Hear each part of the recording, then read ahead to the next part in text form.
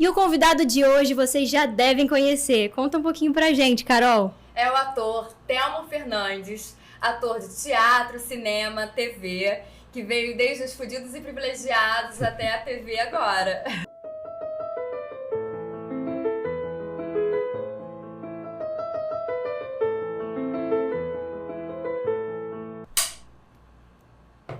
Sejam muito bem-vindos ao Godô Podcast. Eu sou Luana Jordão. E eu sou Carol Gomes. E aí, Thelmo, conta um pouquinho pra gente da sua trajetória, se apresente, fica à vontade, a casa é sua. Seja bem-vindo. Obrigado, gente. Obrigado, Luana, Carol. Prazer estar aqui nesse podcast Godô. Adorei o nome. Ai, Godô. que bom. Gente. Vai estar aqui, Carol.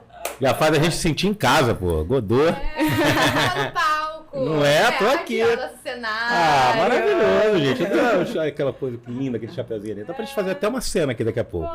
Vamos, por favor. Vai ser a chamada do Não Insta. tenho muito mais idade pra improvisar muito, mas a gente tenta. Bom, gente, é prazer estar aqui, né? Poder falar um pouquinho da minha história aí.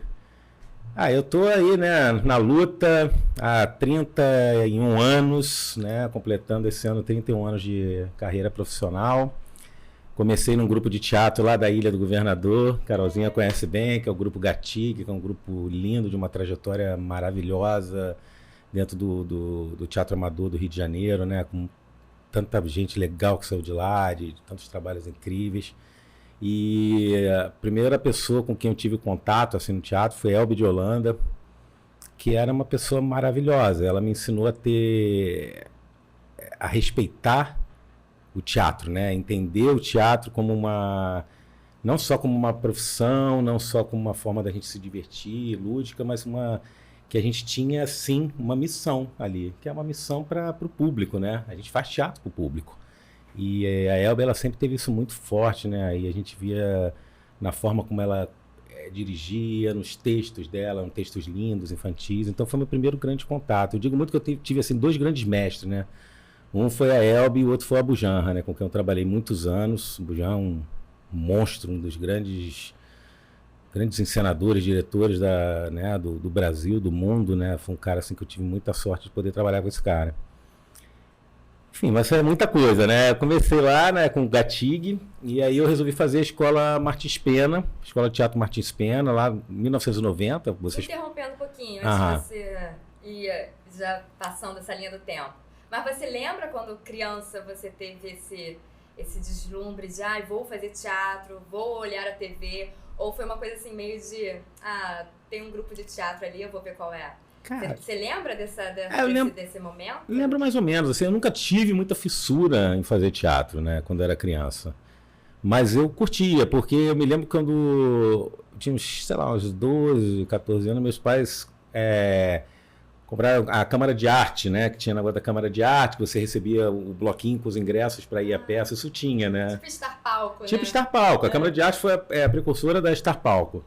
E aí a gente começou a ver peça pra caramba. Eu me lembro que a primeira peça adulta que eu assisti, se chamava 13. E foi direção do Abujanra, com Oswaldo Loureiro e Paulo Goulart. Então eu viria trabalhar com os três depois, mas jamais poderia imaginar que ia trabalhar com aqueles caras. Mas eu fiquei fascinado assim, naquela história. Eu me lembro que eu fiquei assim. E aí eu tive uma professora de teatro no colégio. Eu estudei no Colégio Newton Braga, lá na ilha. E a Jane até faleceu agora durante a pandemia, mas a Jane é assim, tão querida. Ela foi uma das pessoas que me deu muita força, assim, porque eu adorava as aulas dela e eu fazia as peças que ela propunha lá no Newton, e ela me acompanhou muito na minha carreira, cara, e ela aparecia de surpresa. Eu estava com algum espetáculo em cartaz, estava lá a Jane na plateia, eu ficava tão feliz, tão emocionado. Que importante, né, pra vocês. Demais, cara, demais. Eu nunca, sabe, e ela faleceu agora, eu nunca tive. Eu falei pra ela, nossa, eu fico tão feliz quando você vem, mas sempre fica aquela coisa, pô, será que eu falei o suficiente? Mas a Jane foi a primeira pessoa, assim, que estimulou, né? E eu fiz, assim, um pouquinho de teatro no colégio, mas nunca pensei, vou seguir carreira. Eu não encarava a profissão de ator como uma carreira, né? Como uma profissão. É engraçado, a gente, de uma forma geral, é assim, né? As pessoas até a gente sabe, quem faz teatro fala, você legal, você fazendo teatro mesmo, quando é que você vai trabalhar? Nossa. Né? Quantas vezes eu não ouvi isso, né? Qual ator que não ouve isso? Qual ator que não ouve isso? Vai ouvir pra sempre. Eu quando fiz a Martins Pena, eu estava fazendo faculdade de informática. Então eu levei uma vida dupla aí uns tempos, né? Então não tive muita encheção de saco nesse sentido não, mas eu ouvi muita gente me contou isso e isso era uma realidade. Isso fica, né? Porque fica no consciente, né? Assim, não, ok, teatro é diversão, se eu ganhar um dinheirinho, ok, mas não vai ser o que vai me sustentar, não. E as pessoas não têm noção que, é uma diversão, tá? Mas se a pessoa tá ali no palco apresentando, e o processo de ensaio para ela chegar até onde ela tá ali, né? Essa trajetória, esse ensaio todo, é muito trabalhoso fazer teatro. Mas eu acho, sabe o que falta? Eu acho que falta no embasamento mesmo da grade curricular, e com esse governo agora isso não vai acontecer nunca, mas enfim... Acabando. Tomara. Mas mesmo assim, quando você tem aulas, né, de teatro na escola, várias escolas têm aula de teatro, e falar, teatro, gente, é uma profissão.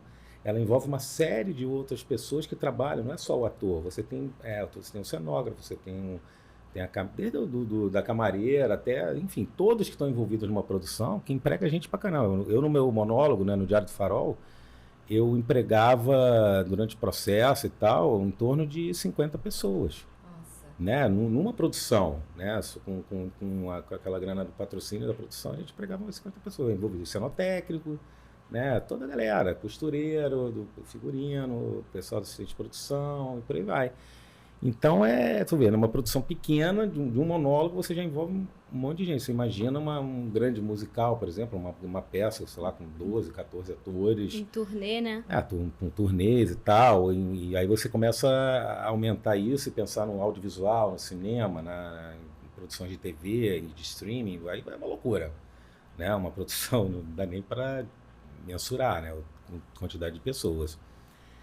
Mas é isso, acho que falta esse embasamento de dizer, gente, isso aqui não só é uma profissão, mas isso aqui também é uma fonte que faz girar a economia, que é uma fonte rentável, né? Falta isso e espero que realmente mude, né? Vamos ver.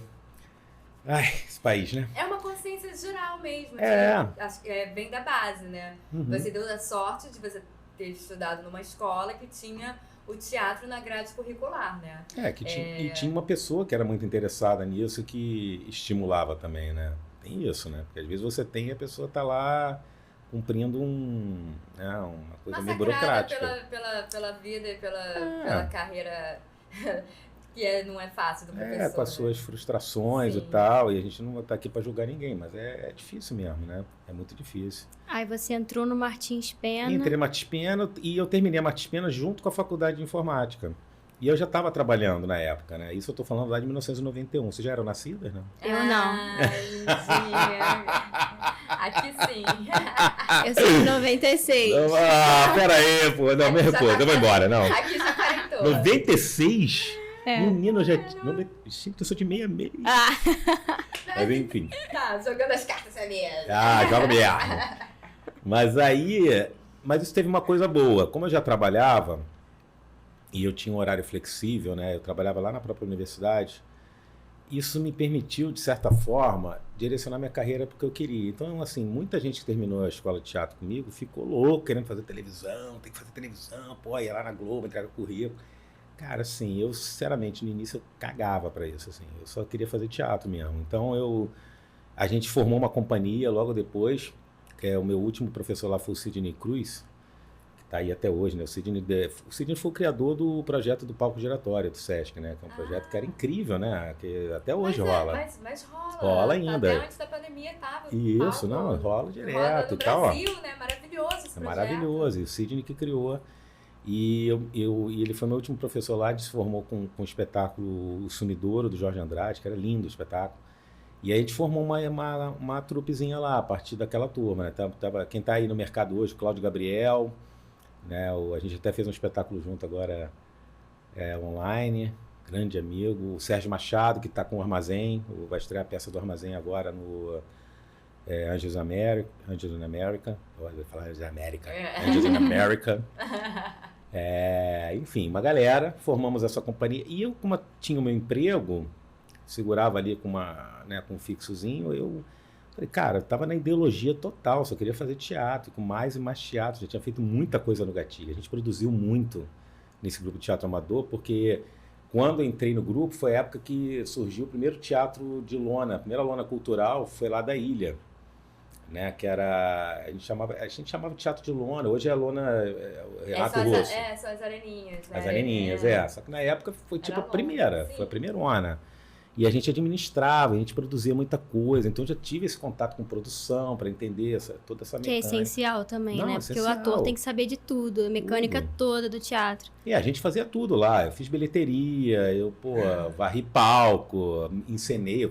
Nossa, perdi a conta de quantas peças eu fiz lá. Muita coisa, muita coisa. E aí, comecei nessa onda da companhia e tal, a companhia durou aí uns 3 ou 4 anos. Em paralelo eu montei um infantil, que foi uma direção coletiva, que foi um trabalho muito legal, chamado Manto do Rei. É engraçado isso, né? Nós éramos 5, nós adaptamos o texto, nós dirigimos, fizemos uma temporada de puta sucesso no Glaucio Gil, aí compramos, olha, na época a gente falou, pô, ganhamos dinheiro, vamos investir na companhia, era ideologia total, né? Ninguém, né? Não, vamos investir, aí compramos. Hoje eu ri disso. Um gravador de rolo, porque na época toda a trilha era com gravador de rolo, cara, investiu uma grana no gravador de rolo. Hoje em dia esse gravador de rolo virou relíquia, né? Muito engraçado. Eu não sei ela não sabe. É um aparelho que reproduzia um som. Hoje você mete lá sei lá... Agora nada, né? Não é nada. É celular. Você faz a trilha no celular, né? Spotify, sei lá. Na época... a gente gravava a trilha toda, eu tinha que gravar é parecido com película de cinema. Sim. Só que eu botava num rolo, assim, aí tocava a musiquinha. Tinha um cara que operava esse gravador de rolo. Caramba. E isso custava caro, você alugar. Então, não, vamos investir, pô, a gente vai se dar bem. Logo depois. Dinheiro. A gente mandou fazer uma rotunda imensa, linda, com umas pernas, porque o Glaucio Gil... Na época era administrado pela companhia do Aderbal, aí não tinha coxia, a gente queria fazer um teatro, né? Queria fazer um espetáculo palco italiano, aí a gente investiu, falei, nossa, a gente tá, porra. Aí pronto, estou a segunda temporada que não foi ninguém, já foi tudo pro espaço. É aquela nossa vida, né? Feita de sucesso, de fracassos, né? Faz parte. Isso foi bem nessa época também. Aí quando a companhia... Isso eu estou falando lá em 1993, 94, a companhia acabou. Quer dizer, acabou ali aquela galera, né? A companhia seguiu a fanfarra carioca, a Loli Nunes, que era casada com o Sidney. Ela até permanece com a companhia até hoje, ela faz uns trabalhos bem específicos, assim, não é muito do mercado. E aí eu fiquei meio assim, pô, e agora, né? Aí eu falei, cara, acho que agora sim, acho que nisso ainda estava trabalhando. Eu trabalhei na UFRJ até 2009. Rolou. Mas isso sempre eu sempre consegui controlar muito bem isso com a minha carreira. Assim. Eu nunca fui um empecilho. Eu não posso fazer um trabalho, não posso pegar esse projeto porque eu estou num trabalho. Eu só não peguei um projeto quando eu não estava a fim de pegar por algum motivo, né? E nisso eu sou muito... Eu tenho muito orgulho assim, na minha trajetória nesse sentido. Eu sempre fiz muito... Não sei se minhas escolhas foram todas corretas, mas eu sempre pude fazer minhas escolhas. Isso me deixa muito assim... poucas são as vezes que eu digo, porra, eu devia ter pego aquilo ali. Poucas são as vezes que eu digo que isso aconteceu. Mas enfim, aí eu falei, pô, acho que chegou a hora de... Né, vamos ver alguma coisa de... TV, cinema. Eu falei, cara, eu não tinha ideia por onde começar, assim. Já tinha levado material na Globo... Naquela época era diferente, né? Fudidos? Foi, não, Fudidos eu vou chegar lá. Isso aí foi. Eu entrei nos Fudidos em 96. 96. Estamos em 91 ainda. Não, já estamos em 94. 94. A linha do tempo. A linha do tempo. Eu tô resumindo, tô pulando as etapas. Se estiver falando muito, você me interrompe. Não, tá ótimo. Aí, o que aconteceu? Pintou um curso com a Tezuka Yamazaki. E eu adorava ela, que eu tinha visto Gaijin. Tinha visto o Paraíba Mulher Macho, adorava os filmes dela. Falei, pô, vou fazer esse curso com a Tezuka. Vamos ver. Achei uma boa... E foi muito bom, né? Porque ela trabalhou no curso, Eles Não Usam Black Tie, que eu amava, né? Que era maravilhoso. E eu fiz os homens faziam o Tião e as mulheres faziam a Maria. Então eu fiz um galã, Celli, né? Na época, imagina. Mas foi ótimo, assim, porque ela deu uns toques, assim, minhas primeiras entender como é que assim, você contracionava com a câmera, posicionamento em relação à câmera, entendeu? Foi nesse curso com a Tezuka. E ela curtiu muito, assim, o meu trabalho ali, e ela me convidou para... Aí, sim, para o meu primeiro trabalho em TV, que eu fiz com ela, numa direção dela, que foi Você Decide, na Rede Globo, né? Lembra desse programa? Você Decide? Eu lembro. Nossa, você não lembra que você não era nascida. Não. Era no Fantástico, né? Os domingos? Não, você já pegou uma outra fase, porque você também é mais novinha. Você Decide original, ele passava, se não me engano, às terças-feiras à noite, e era um programa de 1 hora, né, era um episódio, e que no final tinha... E o público escolhia o final. Então os atores gravavam 2 ou 3 finais diferentes. E aí o público votava. Qual o final que você quer? Tal. Por isso, você decide. Era um Big Brother, né? As pessoas ligavam um telefone fixo e escolhiam qual era o final. Aí eu fiz um episódio que a Tezuka dirigiu, chamava Mulher do Chefão. Foi com o Nelson Xavier e com a Isadora Ribeiro. A Isadora Ribeiro era linda, né? Um mulherão. Ela era a abertura da novela Tieta, lembra? Uhum. E ela era... Então, o chefão era o Nelson era um chefão de uma gangue, de máfia. E aí ele achava que eu tinha dado em cima dela. Aí eu faço uma cena inteira pendurada no pau de arara e o Nelson me espancando. Nossa, cena boa, que eu tô chorando pra caralho. Eu fiz a primeira cena chorando. Não, pelo amor de Deus. Pendurado, cara, pendurado aqui. E ele me batia com um negócio que supostamente não deveria doer. Realmente não doía, só que depois fiquei todo marcado, né? Óbvio. Mas aí, foi esse meu primeiro trabalho, mas foi muito legal.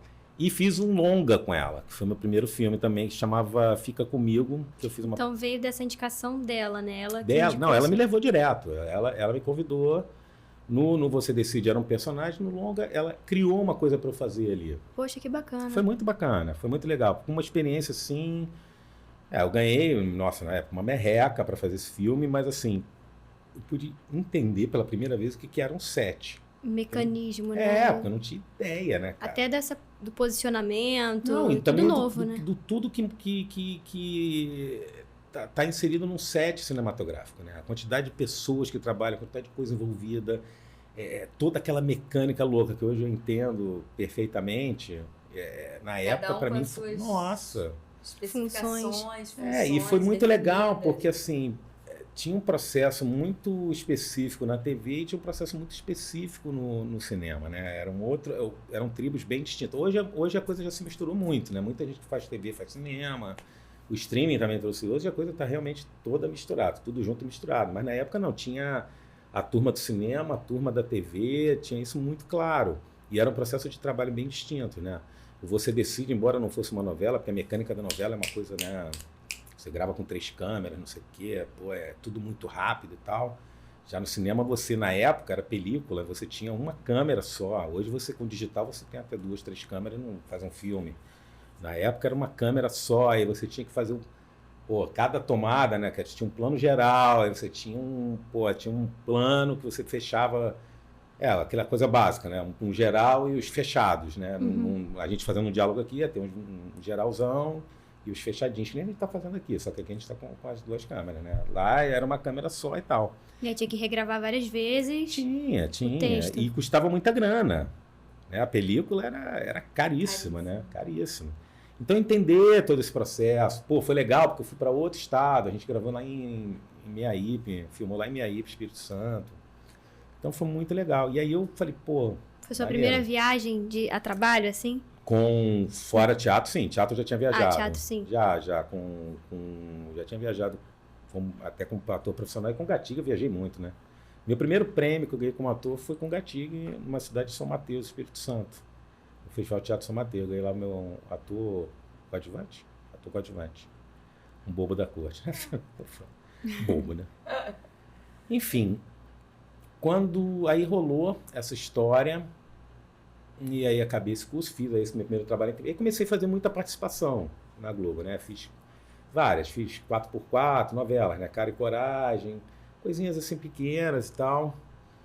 E aí, em 95, rolou eu tava assim, mas tava com vontade de fazer teatro de novo, meio sem saber, porque como eu tinha feito muito parte de uma companhia, assim, não era uma companhia muito badalada e tal, pouca gente assistiu aos nossos trabalhos, então assim, não teve muito convite. Aí rolou um amigo, o Evandro Melo, falou, tá vindo um diretor pernambucano pro Rio, chama Vital Santos, tô contando essa história toda porque vou chegar nos Fudidos. Por que eu fui parar nos Fudidos? Que é o Vital Santos, que era um diretor e autor pernambucano, estava vindo para o Rio com um espetáculo chamado Concerto para Virgulino Sem Orquestra, que ficou em cartaz anos em Recife, que era muito legal, que era musical, que ele fazia um paralelo da vida do Virgulino Lampião com a Via Crucis de Jesus Cristo. E as músicas eram muito bonitas, então eu estava trazendo esse musical para o Rio, só que ia formar todo um elenco novo, tinha a trinca de protagonistas, que ia ser o André Valle, Carol Taverleme, mas era o nosso primeiro Visconde de Sabugosa, Sítio Capão Amarelo.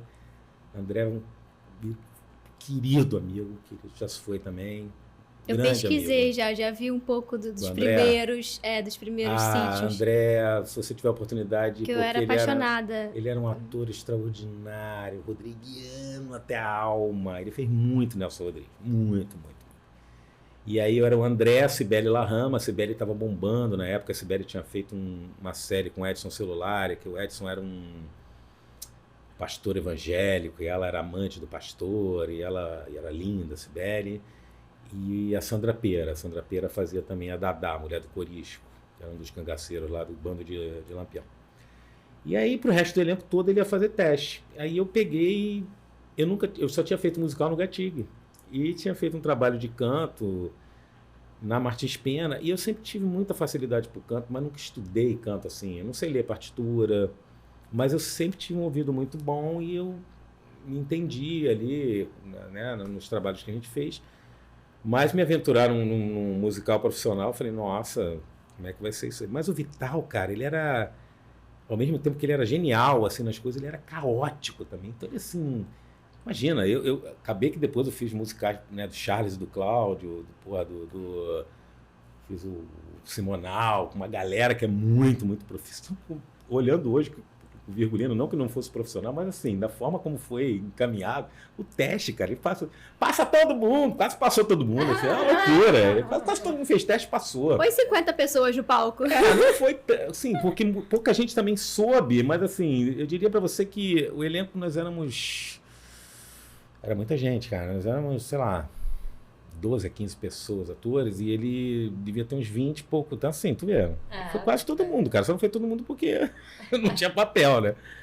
Mas eu peguei uns personagens ótimos, que era um sargento, que era... que o segundo personagem principal, masculino, era um capitão da volante que ia atrás do Virgulino, que aí ele deu pro Kleber. Não sei se é o nome do Kleber, que era um ator, que tinha uma pinta mais de galanzão assim, mas o Kleber não cantava nada. Aí, ele não cantava mesmo, tô falando uma boa, eu falei isso pra ele, que não cantava nada. E aí, não é fofoca, gente. Não é fofoca, não é fofoca. Não, de jeito nenhum, duvido. Não, ele fez muito bem, mas não... Mas o que o Vital fez? Deu as músicas do Kleber pra mim. Então eu fazia os 2 solos do Kleber, que eram super legais, né? As músicas super legais. E eu ficava tensíssimo, ensaiando, mas, cara, assim, aquilo me deu uma cancha também. Enfim. Perdeu, Kleber, perdeu. E aí, por que estou contando essa história? Porque o assistente de direção do Vital era o Taná Correia. Taná Correia era um diretor de Santos, São Paulo. Ele é pai do Alexandre Borges, né, do ator Alexandre Borges. E o Taná era assistente do Abujamra.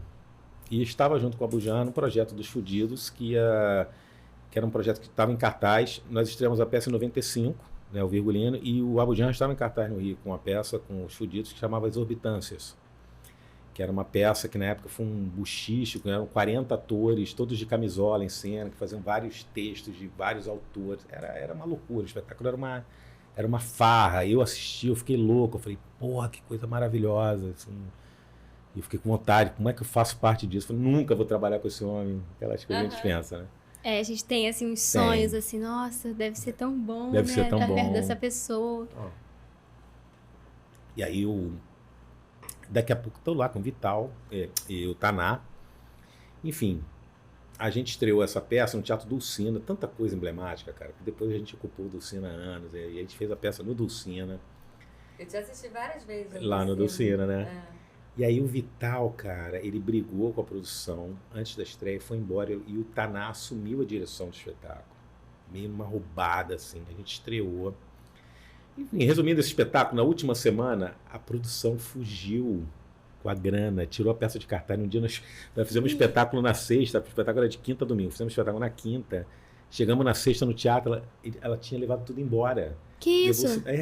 A produtora, uma loucura. O artista passa por muita coisa, gente. Eu tenho muita história para contar.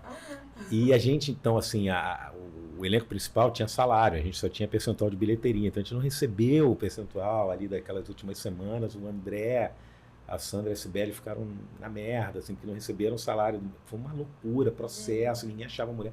Eu nunca mais soube dela, dessa produtora. Chamava Cissa Fontes. Nunca mais soube dela. Cissa Fontes. Eu nem sei dela. Fontes. Se você está assistindo isso aqui, isso tem Fontes. quase 30 anos, né? Mas enfim. Você está devendo dinheiro aqui. Está devendo dinheirinho. Não sei se já pagou. Para mim, pelo menos, não pagou. Mas, enfim, era uma merrequinha também. Né? Vamos combinar, né? Que não estava dando muito pouco, mas estava. E aí, cara, acabou essa forma melancólica, né? Que a peça saiu de cartaz, estava ali em casa, naquela coisa. Me liga um dia o Taná. Thelmo, o Abujamra está formando um elenco para fazer um espetáculo com a obra não teatral do Nelson Rodrigues. E ele vai fazer o seguinte, ele vai criar cenas,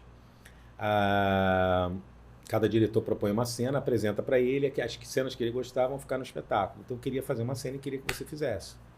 Falei, vamos nessa. A reunião era ali no Teatro do Jockey, onde é o teatro de XP, investimentos, era ali. Só que aquele Teatro do Jockey antigo, estava bem ferradinho, parecia um auditório o teatro, né? Cadeirinha de madeira e tal. Cara, cheguei lá, ia ter umas 100 pessoas, uma loucura. Falei, gente, o que é isso?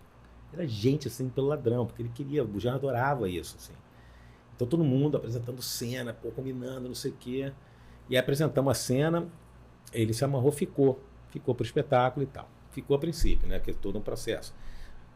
E aí, foi aí que eu entrei lá, cara, nos Fudidos, que esse espetáculo chamava O que é bom em segredo é melhor em público, que era um colagem de texto do Nelson e tinha um romance do Nelson que era O Homem Proibido. E O Homem Proibido era encenado todo e intercalado por essas cenas.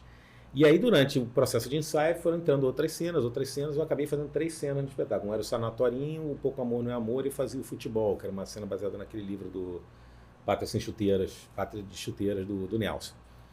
Em paralelo, o João Fonseca, né, que hoje é o diretor-geral dos Fudidos, querido amigo João, foi um cara que me comprou muito rápido ali nos Fudidos, a gente, né, se apaixonou imediatamente, e ele começou a desenvolver uma cena do casamento, um romance do Nelson, que o Jabor fez um filme, foi um filme super bacana do Jabor. E ele me deu um personagem, que era o Dr. Camarinha, que era o ginecologista. É um personagem genial, que quem fez no cinema foi o Fregolente, que é considerado um dos grandes atores rodriguianos. E aí o João levantou 4, 5 cenas, ele adaptou o romance inteiro e mostrou 4 cenas do casamento para o Abujamra. O Abujamra falou, nossa, está muito bom. O João é incrível, né? Ele é incrível. O Abujamra falou assim, isso está tão bom que não pode fazer parte do espetáculo, tem que ser um espetáculo à parte. E aí, a princípio, o casamento seria uma peça, entraria no horário alternativo no Dulcina. Né? O que é bom em segredo ficaria no horário nobre e a gente estava ocupando o Dulcina era nosso, a gente podia fazer, a gente faria, sei lá, terça e quarta e quinta domingo, que é bom em segredo. E aí a gente começou a fazer, ensaiar o casamento. Cara, começou a ficar bom pra cacete, o espetáculo estava incrível, o Abujamra foi enlouquecendo, porque ele estava enlouquecendo também, adorando, né? Aí, a princípio, quem ia fazer o Dr. Sabino, que era o protagonista, era o Antônio Graça, o Graça não pôde, aí o João assumiu fazer. Aí, o que é, né? Que são as coisas da vida. Um belo dia, a gente estava na virada do ano, 96 para 97, a gente estava no Planetário, tinha ido, sei lá, assistir um espetáculo, estava lá o pessoal dos Fudidos lá, e a gente foi tomar um chopp, tinha um bar ali no Planetário, fomos tomar um chopp ali, e começamos a conversar, e a Guta estava lá, a Guta fazia, né, o casamento, Guta Stresser, e a Guta é de Curitiba, e aí a gente começou a conversar sobre o Festival de Curitiba. Porra, por que a gente não vai pro Festival de Curitiba, né, a gente podia levar o casamento, né, pô, tem tudo a ver e tal, Aí alguém falou, mas a Abujamra já foi no festival? Não, a Abujamra nunca foi. Aí a Guta, não, eu conheço a Lúcia Camargo, que era uma das pessoas que levavam espetáculos para lá. Enfim, cara, nesse papo de bar, fizeram contato com a Lúcia, a Filó, né, a Filomena, que era a nossa produtora, a Guta. Estreamos em Curitiba, casamento, ficou realmente um espetáculo à parte, nunca entrou em cartaz no horário alternativo. A gente começou a fazer o espetáculo para estrear no Festival de Curitiba e foi um estouro, cara. Nossa. Foi assim, uma das maiores emoções na minha vida como ator foi fazer essa estreia em Curitiba, assim, porque a gente fez na Ópera de Arame, era 1.500 pessoas, a gente não tinha ideia se o público ia nos ouvir, porque a acústica é péssima lá, então assim, a gente ia fazer de microfone sem fio, o Abujamra rodeou, porque tinha cena de nua, que tinha uma cena de... E um fiozinho aqui. Não, uma cena de suruba, que a Dani Barros tirava, a Guta também tirava a roupa, como é que ia ser? Não dava. Pelada não de tinha como. microfone. Não, e aí Pelado de tava microfone. dando merda, ninguém tinha prática de usar, né? E antigamente era mais difícil, hoje em dia é tudo muito simples, né, o microfone, né? Eu vejo pelos musicais que eu fiz depois, na época a gente não se adaptou, aí o ensaio geral, uma tragédia, assim, lá em Curitiba, um frio naquela Ópera de Arame, a Abujamra brigando com o menino da luz, odiando a luz, mudando a luz toda. Meu Cara, eu pai. me lembro, aí a gente já tinha optado, ele tinha limado o microfone sem fio, optado por microfones direcionais, no palco e em cima, seja o que Deus quiser. Eu me lembro, cara, assim, de 3h30 da manhã, eu deitado no chão, assim, da plateia, com o meu figurino, todos eram paletó, né? Todos os homens usavam roupa de noivo e todas as mulheres roupa de noiva. Era muito legal. A criação do casamento era, tipo, um golaço. Que os figurinos eram estilizados. Cada personagem tinha feminino tinha seu vestido de noiva de acordo com a personalidade da personagem. Era muito legal, muito legal. O espetáculo foi agora para Curitiba de novo, 25 anos depois. É mesmo? Que No bacana. elenco, quase só eu não fui. Porque eu sério? tava filmando, não podia. Aí fiquei arrasado. Mas o espetáculo voltou com 15 anos depois, para comemorar 15 anos, e voltou agora em 25. Nos 15 anos eu fui. Eu ia perguntar disso, tipo, vocês que fizeram, Não, tá. cara, foi muito engraçado agora, eu vou contar. Eles foram agora, só um parênteses, né? E eu vendo as fotos, todo mundo com cabelinho branco, é tão engraçado. Tinha que refazer a foto, né? Botar um em cima e um cara, embaixo. imagina, 25 anos atrás, cara. 25, eu tinha 30 e poucos anos. A É galera a minha tinha, idade. A galera tinha 20 e pouco. Hoje em dia, todo mundo cabelinho branco, cara. É muito engraçado. Eu não tenho cabelo branco, eu tenho pouquíssimo, né? Mas eu não pinto, não, juro. A Eu tenho que propaganda pintar de da- branco. Eu tenho que pintar de propaganda branco. de tinta, aquela grossinha. Cresci em 2000, gente. Aí, nessa loucura, a gente foi embora pro hotel, umas 4 da manhã, a gente sem saber, meu Deus do céu, seja o que Deus quiser, né? Você falou que você estava deitado no chão da plateia Não, no com chão, figurino. com frio, daqui a pouco, ó, já não vai terminar a luz aqui, mandou o elenco ir pra casa. Fomos pra casa, pro hotel. A gente tinha certeza que ia dar tudo certo, porque o velho era foda. Cara, eu sei que no dia seguinte... Na hora acontece, né? Os Não, atores... Não, mas é muito trabalho. Chegaram cedo, a gente fez com a luz nova, fizemos uma passagem técnica, né, aqui e ali, porque é muito marcadinho o espetáculo, assim, de posicionamento de luz. E aí, mas a gente ainda naquela dúvida em relação se o público ia ouvir, né? Cara, a gente só ouvindo o público entrar, aquela galera. E tantas pessoas, né? Nervoso, Festival de Curitiba, assim, primeiro grande lance, assim, da minha carreira. Aí a abertura era caralho, assim, porque entrava aquela música do Karnak, do André Abujamra, o Alma Não Tem Cor.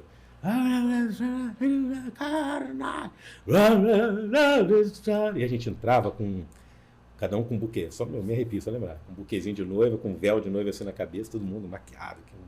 E a gente fazia uma volta. Aí não sei o que lá, fechava, quando terminava, aí pegava uma Guta assim no colo. Não, doutor Camarinha, não. A Oxa, vinha com uma Oxa assim, a Oxa não. Aí eles abriam a perna dela e enfiavam a Oxa na dita cuja lá. A Oxa não! Aí fazia assim, aí o público, eu falei, graças a Deus, estão ouvindo. Aí a gente foi embora. Essa cena é falada até hoje na Unirio. Era a cena de abertura do casamento, que era o sonho do Sabino, do pai. Aham. Era um sonho, ainda era um sonho, ainda bem que era um sonho, não sei o quê. E aí, cara, isso foi um divisor de águas na companhia. Por quê? Porque os Fudidos surgiram em 91. O Abu Janra, ele fez 3 espetáculos simultâneos, assim, que foi um certo Hamlet, que foi um puta sucesso lá no Dulcina, que era com a Cláudia Abreu, com a querida Suzana Faini, que faleceu agora, né? Vera Holtz, e ele fez um Hamlet só de mulheres, que elas são um elenco feminino. Ele fez o Fedra e a Serpente, fez 3 espetáculos seguidos no Dulcina, porque ele estava na época fazendo Que Rei Sou Eu, a novela, o Ravengari, então ele estava morando aqui no Rio, então ele queria fazer teatro, formar uma companhia aqui no Rio e tal. Eu já era muito irrequieto, né, nesse sentido. E ele ficou um tempo em São Paulo, ensinou algumas coisas aqui, o Exorbitâncias foi a volta dele para cá e essa coisa do Nelson. E aí, quando surgiu o casamento, essa galera, a gente meio que formou uma panelinha. Não foi uma panelinha, não, mas foi um núcleo que uma segurou... Uma patota, como diz o Gilson, que esteve aqui. Foi um núcleo teatro que segurou... é de patota. É tipo uma patota, mas foi um núcleo que segurou a companhia nos melhores e piores momentos. Tanto que, assim, parte desse núcleo está junto até hoje, né? A companhia segue firme aí até hoje. E aí foi uma época fantástica ali no Dulcina, né? A gente fez o casamento, a gente viajou, cara, nós fomos convidados para tudo que é canto, né? Fizemos o Festival de Ouro Preto, fizemos BH, no FIT, fizemos Portugal, no FITEI, fizemos Colômbia. Você chegou a apresentar na fita? No casamento, não. Eu fiz a fita, vários outros espetáculos. Sim. Eu sou de Angra e eu Você é de Angra? Sim, nasci lá. Ah, que legal. E lá é um festival bem importante. É assim, ótimo. Né? Eu fiz várias vezes fita. Você estava falando que o teatro é 1.500 pessoas, eu falei, na fita também. Também, lá na tenda, na principal. Eu ganhei 2 prêmios na fita. Eu sei. Maneiro. Só pra eu botar uma polêmicazinha aqui agora. Corte do Instagram. Não, nessa época dos Fudidos e Privilegiados, você chegou até a jogar rapidinho no seu papo aí sobre a questão que a classe artística de atores de teatro tinha uma coisa meio desse ego. Eu sou de teatro, não sou de TV. Você pegou... E aí você tava nesse meio aí também, né? Mas já tinha feito algumas experiências na TV. Já. E ficou muito tempo com Fudidos, que eu sei que tem esse... hoje em dia não, né? Porque eu acho que hoje em dia já tá tudo muito integrado. Hoje tá. É outra a TV visão. É outra coisa, né? A TV, o cinema, eu acho que, né, tudo... Você pode ter todas as linguagens, né, no audiovisual, né? Pode. Mas antigamente não, tinha essa rixa, né? De eu sou o ator intelectualizado, era o ator de teatro. Tinha um pouco isso sim. E aí, quais suas experiências você teve? Assim, bullying? Sofreu bullying? Não, nunca sofri bullying, não.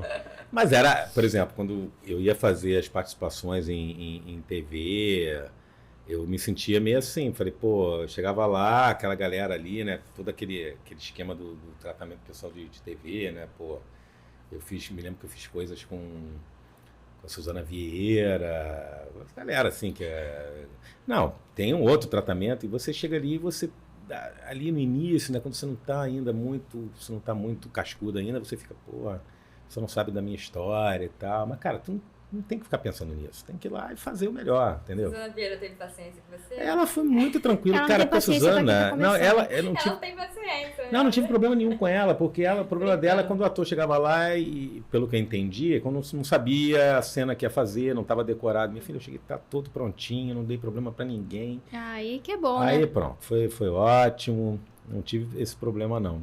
Mas tinha um pouco isso. Eu me lembro que na época que eu trabalhava com o André, cara, eles tinham umas reuniões, tinha essa coisa do povo de teatro que se reunia nos restaurantes, eles se reuniam num restaurante chamado Americana, lá em Copacabana, na Avenida Rainha Elizabeth. E eu fui várias vezes nesses encontros, aí tava lá Roberto de Cleto, que era o diretor da Unirio, o André, Thelma Heston, o Sebastião Lemos, uma galera de teatro, assim, muito das antigas, e aquele povo, e eles iam bebendo, contando as histórias, era maravilhoso, cara, era muito bom. Eu fiz uma peça em 2001, o Arthur Ui, do Brecht. Eu fiz 2 montagens do Arthur Ui, né? Eu acho que posso entrar no Guinness aí. Uma com Abu Janra em 98 e outra em 2001 com Moacir Chaves. E nessa Oswaldo Loureiro, que eu citei antes, trabalhava. Cara, as histórias do Oswaldo. A gente acabava o espetáculo ali no CCBB, ia atrás naquele barzinho ali de trás, daquele restaurante ali. Eu esqueci o nome agora. E a gente sentava ali, o Oswaldo ficava horas contando histórias, mas eram deliciosas, assim, a gente só ficava ali tomando cerveja e curtindo, assim. Então, essa galera que viveu, né, um período assim do teatro que foi muito duro, era muito difícil, ao mesmo tempo muito prazeroso no sentido que você fazia teatros lotados de terça a domingo, você fazia vesperar, imagina, é outra época, né, cara? Então eles tinham muita história, ao mesmo tempo era de muita luta, né? Eu li agora, na pandemia, o livro da Fernanda, da dona Fernanda Montenegro. Cara, é delicioso você ver, né? Dá vontade de, puta, queria ter vivido isso, sabe? Porque por isso que a gente entende um pouco dessa... E ali eles confundiam, porque ali, essa galera meio que fundou, né, a televisão, né? O cinema já se fazia e tal, ali teve cinema novo, teve a galera ali da Atlântida e tal, que fazia algumas coisas. Mas essa turma aí, né, a Fernanda, Sérgio Brito, Ítalo, o próprio Oswaldo, essa galera meio que acompanhou o surgimento da televisão, que foi se desenvolvendo também, né? E ela é conhecida como a dama do teatro brasileiro. Sim. E ela não deixou de fazer televisão também, né? Não, ela é a dama de qualquer coisa, né? Ela é a nossa dama. Ela é espetacular, né? E aí, mas tinha um pouco isso sim, hoje a coisa tá mais tranquila, mas ainda tem um nichozinho do teatro, tem um nicho do teatro. Eu não vou citar, mas até uma pessoa me convidou para fazer um espetáculo agora há pouco tempo, e eu falei, agora não consigo pegar nada de teatro agora, porque eu tô realmente até agosto, tô pegado, com muito trabalho de audiovisual e tal. Eu falei, esse povo de teatro que vai fazer televisão, vou te contar. Então tem um pouco isso ainda, sabe? Mas a coisa hoje está um pouco... Porque não tem jeito, né, cara? Não tem jeito. E as coisas estão se misturando mesmo. As pessoas estão navegando em todas as linguagens. E hoje está muito mais próximo tudo, né? Eu acho que tanto o teatro se aproximou, até como está usando outros tipos de mídia, né? Como o audiovisual também se apropriou de determinadas coisas. Não tem jeito, para tornar tudo mais atraente, né? Para tornar tudo mais atraente. Porque é difícil você competir. Você tem hoje a gama de coisa de streaming, acesso muito rápido à diversão, conteúdo, seja no celular, seja na TV e tudo. Se você você tem que procurar, sei lá, ser criativo, né? E como aí você, às vezes, sendo criativo no audiovisual, você buscar uma coisa mais teatral. Eu gosto muito de citar o Dogville, né, do Lars von Trier, por exemplo, né, que aquele é genial, né, na época que foi feito, e vice-versa, né, quando você consegue fazer uma coisa mais cinematográfica, mais interessante. Mas tem um pouquinho desse ranço ainda.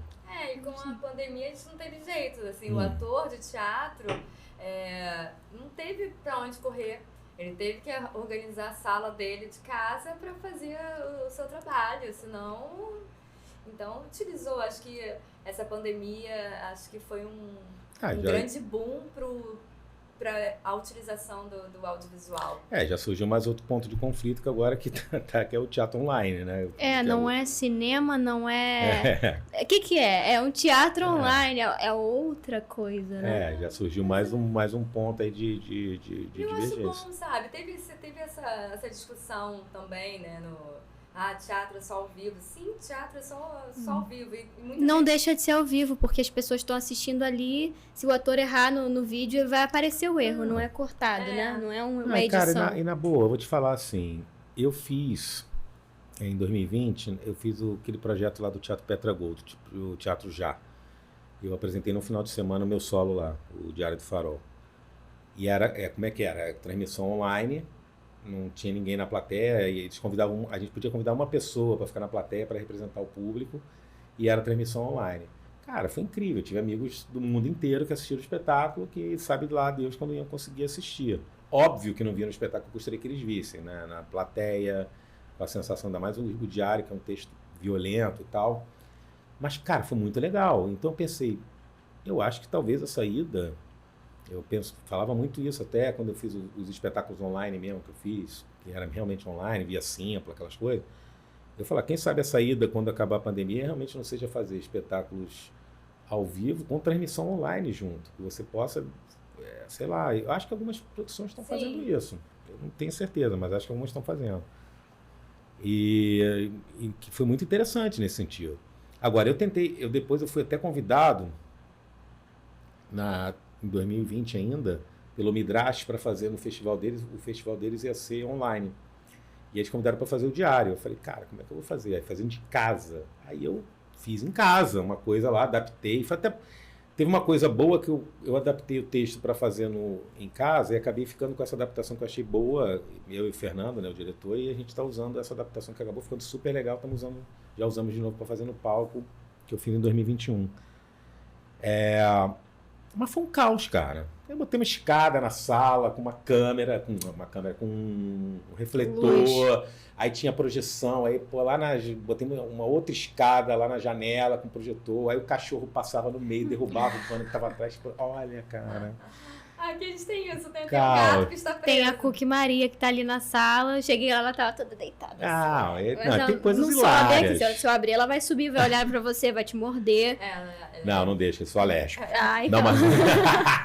Mas, cara, teve um dia que eu tava fazendo o espetáculo e meu filho, com vergonha, tinha que passar. Ele passa que nem uma lagartixa. Eu tô falando aqui, olha assim pra aquela lagartixa. O jacaré. O Homem-Aranha passando ali. Eu falei, meu Deus do céu.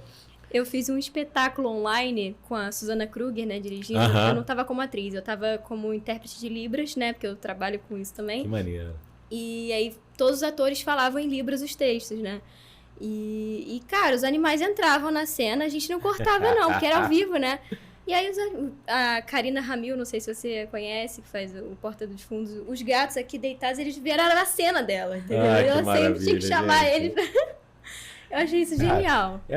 Cara, muito doido isso, assim. Eu falei, gente, é um trabalho para fazer. Aí eu falei, cara, aí até o resultado foi ótimo, ficou super legal, mas eu falei, porra, não. Eu pensei, será que eu faço uma temporada? Eu falei, não.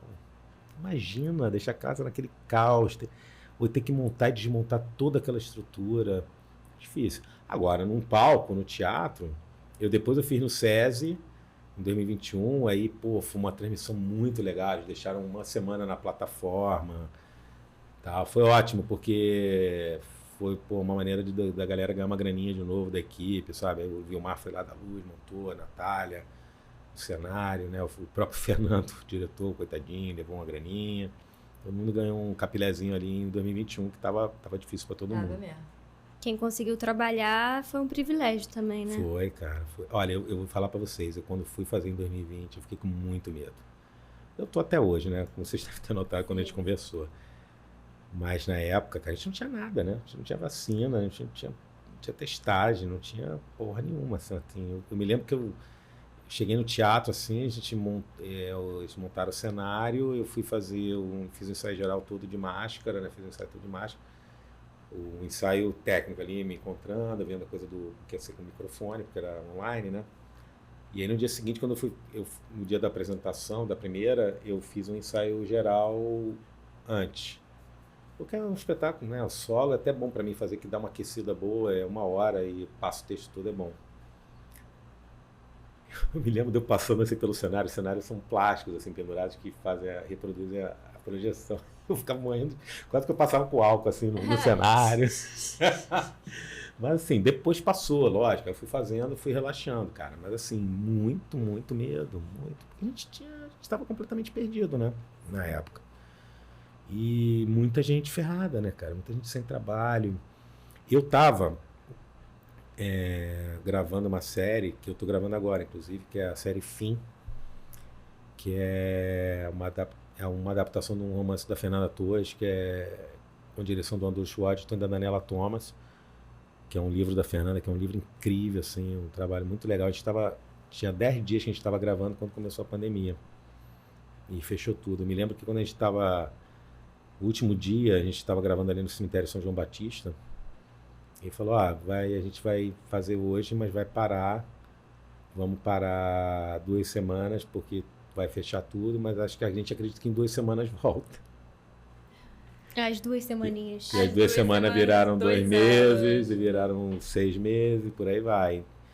E a gente, durante um período, eles mantiveram o contrato, porque imaginavam que ia voltar. Então, assim, eu ainda fiquei, de certa forma, consegui me safar um pouco nesse sentido. Mas, cara, a maioria das pessoas ficou na merda, né?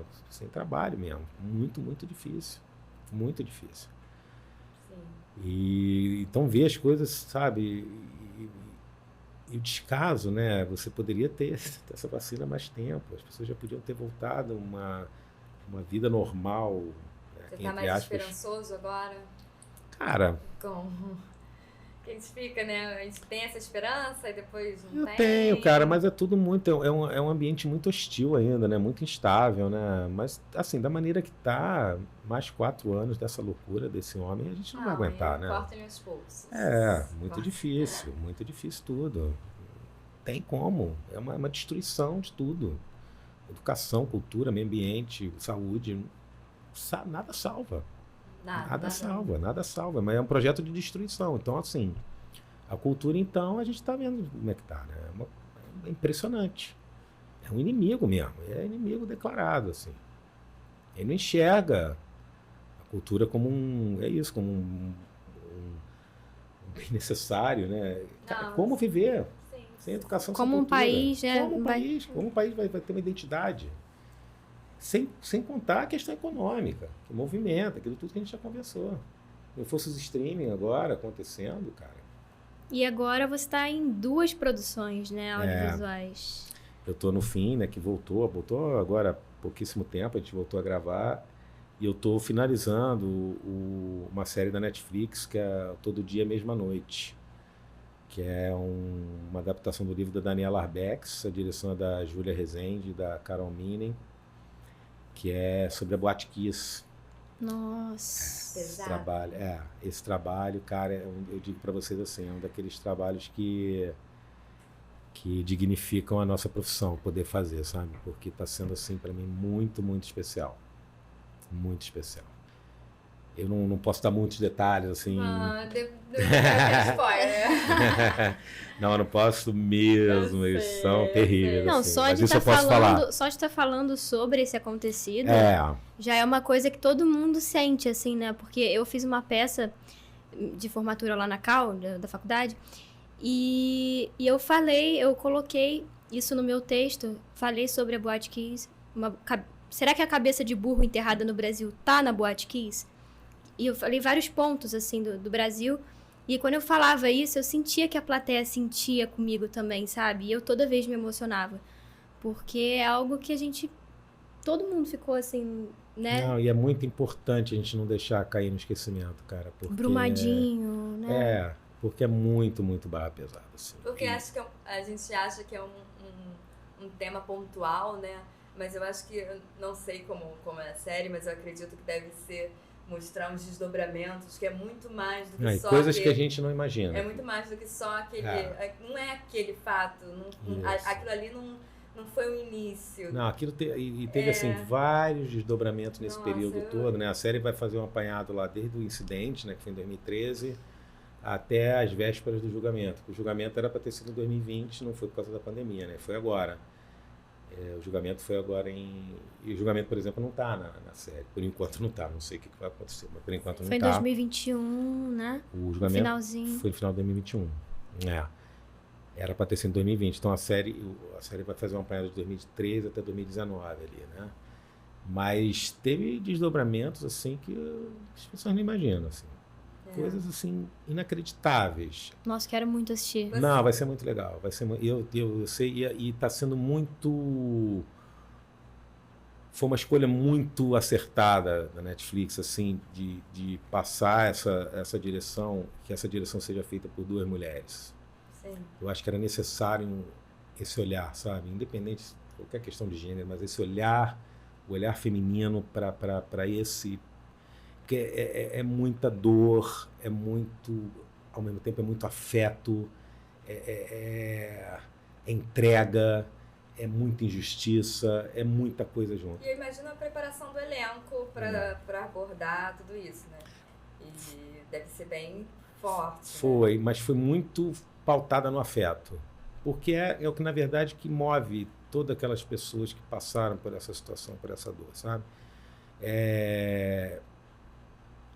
Tem uma questão também, que é a questão do luto, né? Foi muito interessante que a gente fez palestras, e isso foi legal porque me ajudou nos 2 trabalhos, né? Que o Fim, a série não se chama Fim à toa, porque ela fala sobre finitude mesmo, são a história de amigos que vão Que com o passar dos anos esses amigos vão morrendo e ao mesmo tempo faz um paralelo da decadência do Rio de Janeiro ali, da década de 70 até 2000, né? E dessas relações também que vão se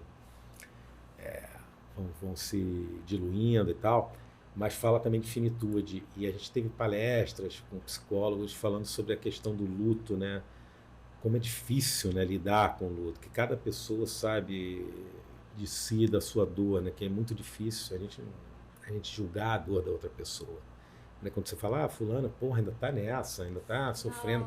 Não julgue. Entendeu? Não tem como, porque é uma coisa assim que é muito, muito, muito pessoal. É muito particular, né?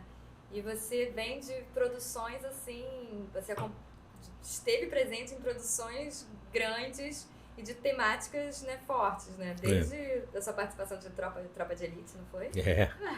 Ele participou de Tropa de Elite. Foi bom, você conseguiu acompanhar todo esse processo, ou você só gravou a sua cena? Do Tropa? Não, Tropa foi... Tropa foi uma preparação intensa, menina. Foi aquela método Fátima Toledo. Só veio isso na minha cabeça nesse momento. Que agora tá polêmicazinha. Eu sou da galera que acho que não precisa, mas quem mais? Você vai assinar? Isso é mais uma polêmica, tá? Cara, assim, eu não tive contato diretamente com a Fátima, porque eu era do núcleo da PM. O núcleo da PM era o núcleo do mal ali, o núcleo do BOP é que teve mais contato. E o BOP e a galera ali o pessoal do tráfico e tal. Mas fiz todo um processo. O teste pro Tropa não era um teste assim de um dia. A gente ficou tipo quase um mês. Nossa. Fazendo oficinas. Então as pessoas iam sendo eliminadas, outras iam ficando e fazendo ali toda aquela metodologia da Fátima. O Tropa foi muito, muito legal, assim, emblemático. Aquela metodologia da Fátima. Chicotes! Não, cara, assim, mas foi muito legal. Primeiro, assim, Padilha é genial, assim, foi muito legal trabalhar com Padilha. Era o Rafa Salgado, que é o assim, direção, que era um cara também com que eu trabalhei outras produções, no Malu de Bicicleta, outro filme. Fiz outros filmes com o Rafa, Disparos, que é um filme que eu adorei fazer da Juliana. E a parte assim, artística, né? Porra, tinha o Caio, o Milen, o Wagner, a galera ali, porra, incrível, né, cara? E ali eu fiquei, sem saber, eu e o Marcelo Vale, a gente estava disputando o papel. Sem a gente saber, a gente não sabia, porque propunha coisas, era muito louco. Como é que você foi convidado assim? Você vai fazer um... Porque não tem, assim, não, você vai fazer tal personagem. Uma produção de elenco, me ligou um produtor de elenco e falou, que não vai estar fazendo aqui teste pro Tropa de Elite, filme do Zé Padilha, vai ser assim, assado, vai ser sobre isso. Falou por alto, e eu falei, beleza. Aí eu fui lá, crente que era um teste, me pediu pra ir com roupa de ensaio, eu falei, beleza, fui, oba, testinho. Cheguei lá, meu velho, começou, né? Ipa na chulapa, né? Um pouco parecido com a história que eu vou contar do Zé Celso depois. Mas aí, eu e o Marcelo disputando o papel ali, naquela loucura, até que um belo dia a gente entendeu que a gente estava disputando o papel e o Marcelo pegou o capitão e eu peguei o sargento, que era o Capitão Oliveira, e eu fazia o Sargento Alves, que naquela cena ali do baile funk. Na verdade, o que eu tenho na cena no filme é a cena do baile funk, que eu morro. E aí o filme volta em flashback, aí lá no flashback a gente, na verdade, qual é a cena? A gente tá levando o personagem do Milen pro morro para matar ele, né? Porque ele tá interferindo no arrego do comandante do batalhão. E eu sou o Pimentel, né? Que é o Pimentel, que era do BOP, que era um dos roteiristas, falava sempre que eu era o sargento de Patamo, como é que ele chamava? Patamo Sinistro, é outro nome, né? Mas tem histórias curiosíssimas no Tropa, né, cara? Tropa a gente não tinha acesso ao roteiro. Não? Não. A gente não tinha acesso ao roteiro. Jogavam situações, a gente improvisava. Você só confiava porque você sabia quem estava dirigindo. Isso no processo de preparação depois, foi aprovado, aí teve outro processo de preparação. E aí eles só jogavam situações. Nunca o roteiro vinha para nossa mão, a gente lia a cena e fazia. E no dia de rodar a cena, eles davam pra gente, a gente dava uma lida e a gente improvisava. Quase todo filme é muito improvisado. Quase todo filme mesmo. Isso eu digo. Então foi uma experiência única. Sensacional. Sensacional. teve uma coisa... Aquela gravação daquela cena do baile funk, cara, aquilo levou 8 noites, 8 madrugadas, assim, foi muito puxado. Era muita gente envolvida. Teve uma situação até que no primeiro dia, a gente estava filmando lá, quem estava na Patama, né, era o Alexandre Neves, que era o motorista, né, o Marcelo Vale no banco da frente.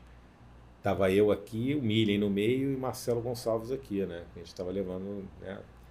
E a gente estava lá esperando, a gente usava um coletinho verdinho por cima da roupa da PM, era no morro da Babilônia, era um morro dominado pelo tráfico. E a gente todo ali meio preocupado, mas enfim, a coisa tava arregada, como a gente fala, mas tava combinado, tudo direitinho. Estou ali esperando, porque que iam fazer? Iam fazer aquele geralzão, lembra de um geralzão que tem a gente da Patamo chegando, bem abertão assim, que era uma câmera. A gente ia fazer esse geralzão, tava esperando ali embaixo, e então estávamos só nós e o Daniel Lentini, que era o estagiário na época. O Daniel hoje é um AD super renomado e tal, mas na época ele era estagiário de direção. E a gente está ali esperando. Aí o Daniel vem falar, vai rodar. Aí tiramos o coletinho, coisa, e estamos lá, fazendo aquela cara de PM lá, né? Patama Nervosa, lembrei. Chama Sargento da Patama Nervosa. Tô lá, Patama Nervosa, ali esperando. Aí eu tô aqui, o Miriam aqui, o Marcelo, daqui a pouco eu olho ali pela janela, aí tô vendo um maluco chegando assim, perto, assim, uma cara meio sorrateira. É da cena. Não, eu falei... Aí eu... O que foi, rapaz? Cara é essa? Pô, tá nervoso o que, rapaz? Falei assim, não falei. Aí ele fez assim. Aí o Milen mostrou o cara assim. Aí, o que foi, meu? Aquele jeito do Milen, assim, né? O Milen é figura, vou dar outra história pra contar. Aí pô, meu irmão, já ia estourar você. Eu falei, que isso, rapaz, que história? Porra, ninguém me avisa. Ele levantou assim, tinha uma granada na mão e o pino na outra. Ninguém me avisa, meu irmão. Porra, é essa? Porra, ninguém me avisa nada. A gente ficou, isso aconteceu. A gente ficou assim, ó. Ai, passou segundos. Um filme na sua vida. Abriu uma porta, puta que pariu, quase morremos aqui. Cara, foi uma uia, que era a primeira noite, assim, de filmagem lá. Aí, pô, aí teve discussão, tá, deu tudo certo. Ai, meu Deus, imagina. Mas teve essa história. Meu Deus. E aí tem uma outra, isso do processo de preparação. Aí já tínhamos sido aprovados, já sabíamos o que o papel ia fazer e tal. Aí tamo um dia lá, a gente se preparava, ensaiava ali no Educandário ali do Maitá. Sabe ali a rua Maria Eugênia, em Maitá? Eu sou péssima de rua. Eu também. Sou péssima. É uma rua ali, quase chegando na entrada para o Rebouças, tem uma rua com uma cancela ali. Tem um Educandário ali, né? Que era uma escola, um colégio de freiras ali. Então ali tem muito ensaio ali, o pessoal ensaia pra caramba ali. E a gente estava um dia lá, era uma sala grandona, assim, com os espelhos, tá? Botaram o pessoal da PM, o pessoal que fazia traficante, todo mundo junto, deram uns pau na mão dos caras. Porra, não sei o que, simulando uma briga lá, uma situação. Aí eu falei, pô, esse moleque desse aí, e tinha muitos que eram não atores, né? Que é o processo, eu acho que, agora falando sem brincadeira, eu acho que o processo da Fátima funciona para as pessoas que nunca foram atores. Assim. Exatamente. Eu acho que é um processo que funciona, e nem sempre funciona 100%, mas ali no Tropa funcionou muito. No Cidade de Deus você vê resultado também, mas não é todo que funciona. Eu acho que dá para fazer, você não precisa ser... Ela podia ser mais, vamos dizer, equilibrar as coisas, né? Determinado trabalho, um nicho, um grupo de pessoas fazendo um trabalho de um jeito, outro grupo de outro jeito. Direcionar mais esse trabalho. Acho que acaba fazendo tudo num bolo só e a coisa mesmo fica esquisita, enfim. Porque assim, trabalha com humano, né? E às vezes cara. Você não sabe o que a pessoa passa, aquele momento. Eu acho que nem tudo vai servir necessariamente ao trabalho, entendeu? Você vai ter que morrer em cena, você tem que morrer na vida pra saber como que é. Aí... Não saiu sangue de você, não? Não saiu não, mas eu fiquei ali bolado. Tomou uma paulada? Não, eu virei pro Milha, né? Eu falei, caraca, Milha, esses moleques estão tudo... Vamos enfiar um pau na cara da gente aqui, que a gente faz... Aí ele falou assim, Thelmão, daqui a pouco tu... Já trabalhei com a Fátima. Eu trabalhei com a Fátima, quando tu vai pra um canto ali, começa a chorar, diz que não tá aguentando, que te tira do exercício. Adorei! Dito e feito. Aí eu fiz isso lá, daqui a pouco, esperei um pouquinho, cantando mais, tirou. Aí o Millen logo depois fez também, a gente foi tomar um chopp, não sei aonde, enfim. Mas, cara, foi um trabalho sensacional. E teve uma repercussão, né? Vocês lembram o negócio que teve vazamento, né, de pirataria, todo mundo Sim, teve acesso. verdade. Eu me lembro que eu estava gravando alguma coisa na Globo, e aí um camareiro falou, pô, te vi ontem no filme. Eu falei, que filme?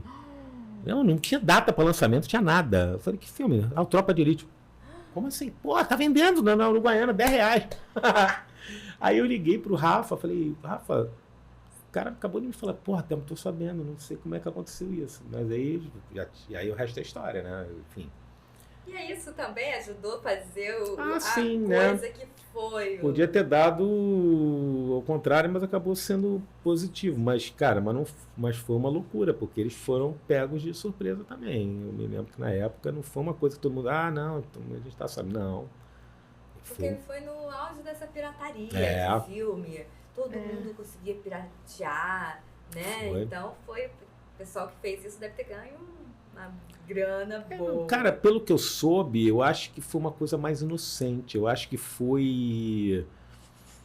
Acho que alguém que era da equipe da montagem, eu sou por alto, tá? Que foi fazer cópia para alguns atores, tinham pedido e a coisa acabou vazando. Acho que foi uma coisa assim. Manda foi mais amigo, simples do que vê, parece. pra... Foi mais simples do que parece. Não foi uma coisa assim, vou me dar bem. Né? Não, acho que não. Acho que foi uma coisa bem nesse sentido. Mas foi, né? Foi impressionante. Até hoje que as pessoas me reconhecem. Agora é engraçado que as pessoas me chamam de Oliveira. E eu não era Oliveira, né? Porque é até o Mussuzinho que faz, né? O Mussuzinho que faz aquele bandido. Qual é Oliveira? Não sei o quê. E eu que falo com ele depois. Muita gente acha que eu era o Oliveira. Eu não era o Oliveira. Aí você já responde, né? Eu falei, não, mas a pessoa me conhece até hoje, cara. Eu fico impressionado.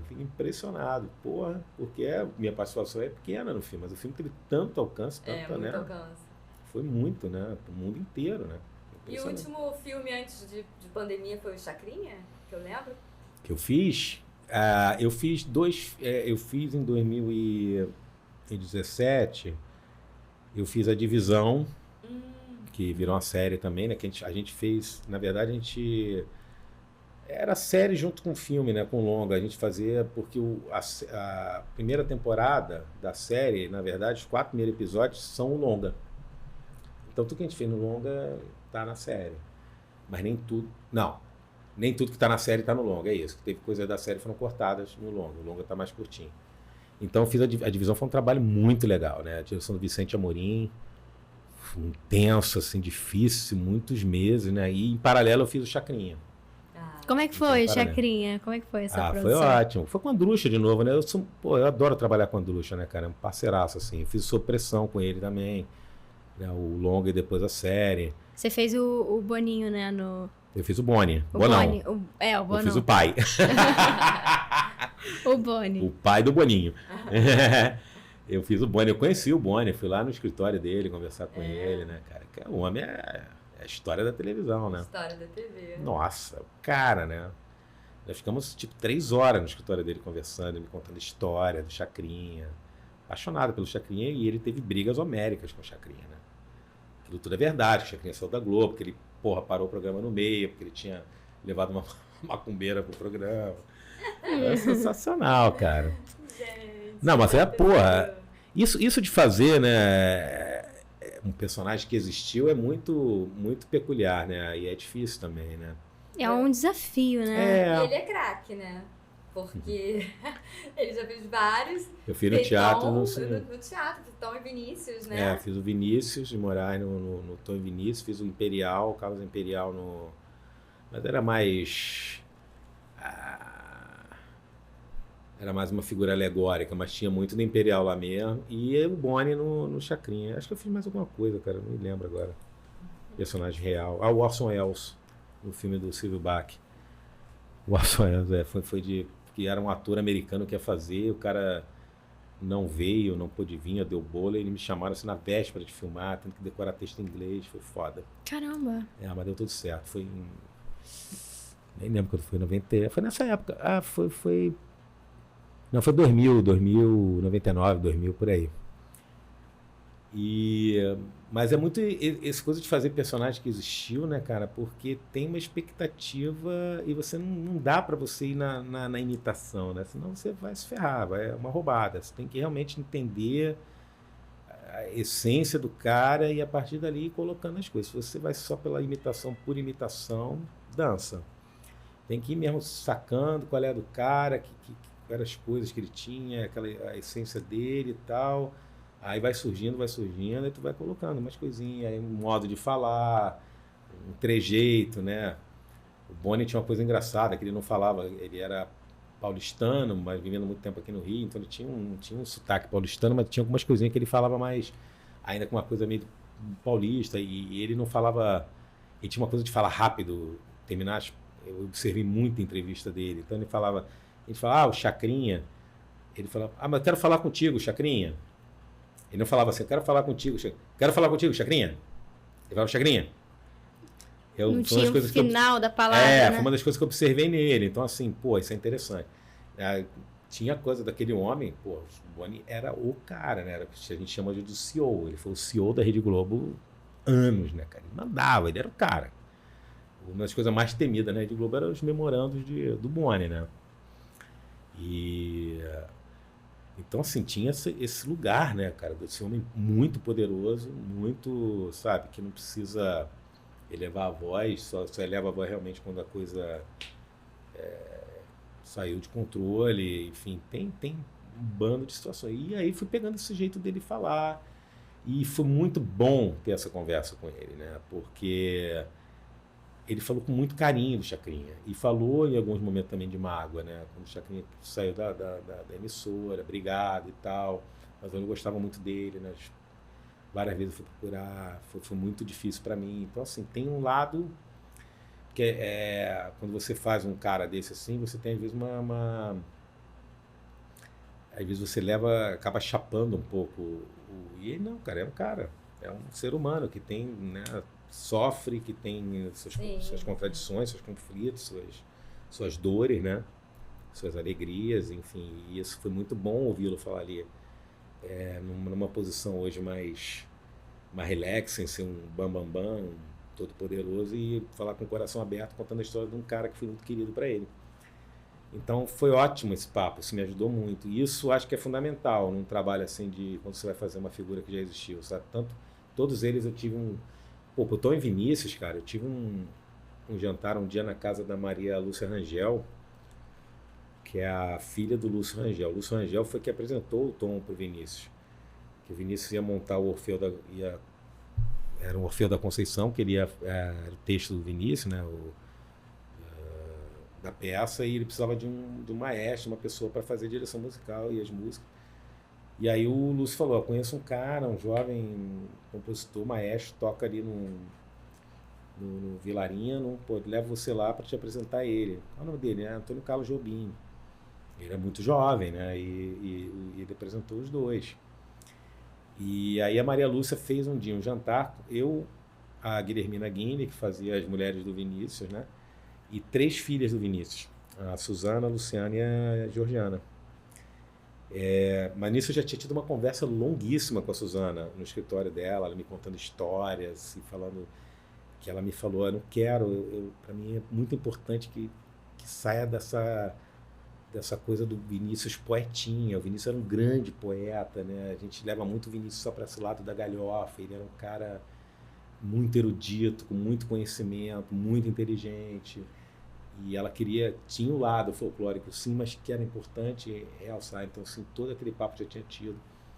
E esse encontro na casa da Maria Lúcia foi fenomenal, assim, porque ela botou uma garrafa de uísque em cima da mesa, assim, de 2 litros, nunca vi uma troço tão grande na minha vida. E começou a rodar ali, trouxe um baseado desse tamanho, assim, pá, e eu nem sou, né, mas fui também, né. E aquelas filhas do Vinícius começaram a falar, contar histórias, e chorar, e rir, e brigaram, se abraçaram, ficaram apaixonadas. Olha, cara, assim, eu saí de lá, falei, meu Deus do céu, entendendo muito daquele universo, entendeu? Então, tudo isso é fundamental, né? E construir o personagem. Pesquisa. Pesquisa do personagem. Sim, porque nesse caso específico, né, de de alguém que existiu, é importante você ter contato com as pessoas que conheceram. E durante o processo, por exemplo, do Tom e Vinícius, cara, eu e o Marcelo Serrado, que fazia o Tom Jobim, a gente conversou com muita gente da Bossa Nova. Né? Porra, Menescal, Carlos Lira, nossa, o Sérgio Cabral pai, né, que é o pai do Sérgio, do ex-governador aí, que é um grande estudioso de música, né, jornalista, enfim, muita gente. O Billy Blanco, cara, já velhinho, Billy Blanco já faleceu, mas ele na época, bem velhinho, foi conversar com a gente no ensaio, e ele falando do Tom Jobim começou a chorar, que o Tom deu a ele numa época, uma oportunidade, na época ele estava muito fodido, assim, ele... Gratidão, aquele né? senhor, cara, de 70, começou a chorar ali contando a história do Tom Jobim, assim, foi emocionante, assim, e cada história é sensacional. Não, se a gente fosse botar na peça todas as histórias que a gente ouvia, dá uns... E quanto tempo que você demorou nessa pesquisa, assim, pra você montar um personagem? Foi o processo. O Tom e Vinícius foi muito peculiar, porque o texto original, que foi feito para o espetáculo, ele não foi aprovado pela família, então eles tiveram que trocar o autor. Então, foram chamados 2 autores, né? A Daniela Pereira de Carvalho e o Eucanã Ferraz. O Eucanã é um poeta que a especialidade dele ele tinha vários estudos sobre Vinícius e tal. E a Dani era uma autora teatral já renomada, e juntaram os dois. Então a gente acabou participando muito da elaboração desse texto. Mas o texto foi do zero. Então a preparação acabou sendo junto ali. Eles iam criando as cenas, a gente ia propondo coisas, ouvindo história, a gente trazia para o ensaio. Foi muito difícil, por quê? Porque o elenco escolhido nos testes tinha sido escolhido para o antigo texto. Então tinha uma atriz que iria fazer a Nara Leão, tinha um ator que ia fazer o Newton Mendonça, tinha um ator que ia fazer, sei lá, o Toquinho, e nada nesses personagens já existiam mais. Mas os atores tinham sido escolhidos. Então, assim, tinha que... Então o espetáculo acabou não sendo realista, mas virou muito alegórico com inserções realistas. Ficou muito bonitinho, ficou uma graça, assim. Mas muito difícil. Então a preparação foi meio que junto ali. Fomos malhando junto, E assistindo muita coisa, e conversando. Nossa, a gente conversou com muita gente. Muita gente foi lá conversar com a gente, contar a história. E anotava e tal. E exercitava. Aí Marcelo vinha, o Daniel Hertz, que dirigiu. O Dani também é super, né? Adora Incrível. Daniel Hertz. Ele Incrível. adora, ele é incrível, e ele adora fazer trabalho de improvisação. Então a gente improvisava, e a gente ia buscando a coisa corporal, e buscando uma coisa da voz. Cara, e tinham vários documentários sobre Vinícius e Tom, né? Tem o do Miguel Faria Júnior, que era incrível. E nesse documentário tem inserido um filme da Suzana de Moraes, que é Vinícius, um rapaz de família, Vinícius em família, uma coisa assim. Tem várias cenas desse filme da Suzana, e ela conta uma história deliciosa que ela me contou desse filme, que tem uma cena, se vocês pegarem um dia para ver, tem uma cena que tá o Tom e o Vinícius muito bêbados, e aí o Tom abraçado assim com ele, né, e o Vinícius já velhinho, e o Tom já mais velho e tal, mas o Tom era bem mais novo que ele. Aí o Tom fala alguma coisa, já muito bêbado, aí ele fala, mas que não sei, aí o Tom fala, não sei o que lá, não sei o que lá, né, Viana? Aí ele ouviu ele, bêbado. Assim. Aí ela me contou por que eles estavam nesse estado. Isso é do filme da Suzana, porque ela falou assim, pai, eu vou fazer eu quero pegar um depoimento teu do Tom amanhã, mas olha só, eu vou marcar 1h, porque aí senão vocês vão chegar bêbados. Eu não quero que vocês estejam sóbrios. Então vou marcar 1h, porque eles chegavam de manhã, iam dormir, aquela coisa. Aí chegaram os dois lá 1h, super bonitinhos, só tomaram um café. Eu vou tomar um cafezinho e tal. Eles falavam meio mineirinho, assim, sabe? Aí, só que a câmera deu problema, era uma câmera só, baixo orçamento, aquela merda. E a câmera deu merda. E enquanto eles estavam esperando, minha filha. Aí a câmera só ficou pronta, sei lá, 4 horas depois. Eles já estavam pra lá de Bagdá, né? Aí por isso que eles ficaram desse jeito. A outra história que ela me contou maravilhosa, né? Que ela falou assim, Suzana, nossa, o Tom era... Ela falava assim, Tom era lindo, nossa. Aí teve um dia no ensaio do Orfeu, no ensaio no teatro, né? O Tom tava lá, né? E ela tava lá também, porque ela acompanhava. A Suzana devia ter o que na época? Uns 20 anos e tal. Encontrei o Tom sozinho na coxinha, prensei ele na parede, falei, me beija. Aí ele, você tá louca? Teu pai tá aqui. E na época ele não era amicíssimo, depois viraram super. Mas eu acho essa história deliciosa, né? de coxia, né? Maravilhosa. É muito bom, né? Vamos pro nosso jogo? Você já viu que nós temos essa ambientação aí de Godot. Tem alguma história com o Beckett da sua vida? Eu tenho essa história do Zé Celso. Conta aí rapidinho. Vou contar rapidinho. Não, essa história é a seguinte, eu tava para estrear o Beijo no Asfalto, 2001, que eu tava fazendo com o Marcos Alvizera, com o Cerrado, no elenco, Tonico Pereira, uma galera. O Marcos estava dirigindo? Oi? O Marcos estava dirigindo? Estava dirigindo. Foi 2001. Aí era um elencaço, era super legal. Mas, a gente ia viajar o Brasil todo. E faltava um mês para estrear. A gente estava meio já passando a peça para estrear.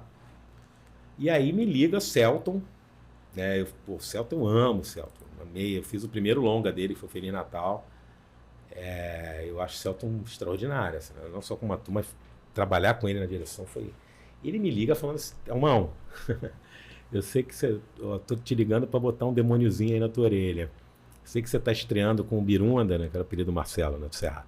Mas eu quero botar um demôniozinho aí. Eu tô ensaiando o Godot, esperando o Godot com o Zé Celso, eu, Otávio Miller, e a gente precisa de um pouso.